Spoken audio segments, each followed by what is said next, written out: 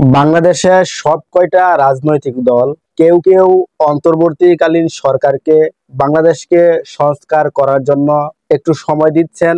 আবার কোনো কোনো রাজনৈতিক দল তারা খুব দ্রুতই নির্বাচন চাচ্ছেন। তো বিষয়টা আপনি কিভাবে দেখছেন? অন্তর্বর্তীকালীন সরকার প্রায় 110 দিনের উপরে তারা সময় পার করে ফেলেছে। অন্তর্বর্তীকালীন সরকার তারা কিন্তু বিভিন্ন সংস্কারে তারা হাত দিয়েছেন, তারা সংস্কার করার চেষ্টা করছেন। তো নির্বাচন নিয়ে একটা গুঞ্জন চলছে যে কবে নাগাদ নির্বাচন হতে পারে। এর আগের ভিডিওতে আমি বলেছি যে কবে নাগাদ নির্বাচন হতে পারে। বাংলাদেশের রাজনৈতিক দলগুলো কোনো কোনো দল নির্বাচন খুব দ্রুত দিতে হবে এমন দাবি করছেন, আবার কোনো কোনো দল তারা অন্তর্বর্তীকালীন সরকারকে সময় দিচ্ছেন। যারা খুব দ্রুত নির্বাচন চাচ্ছেন তাদের দাবি একরকম, আর যারা অন্তর্বর্তীকালীন সরকারকে সময় দিচ্ছেন সংস্কার করার জন্য তাদের দাবি অন্যরকম।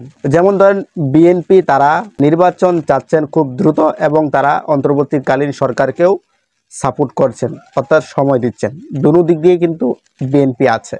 আবার অন্য দলগুলো তারা বলছেন যে সংস্কার করতে হলে তো অবশ্যই যে কোনো একটা দলকে সুযোগ দিতে হবে, সময় দিতে হবে। হুট করেই তো সবকিছু হয়ে যায় না, একটু সময়ের প্রয়োজন আছে, ধৈর্য ধরতে হবে, এমন মতামত কিন্তু আছে।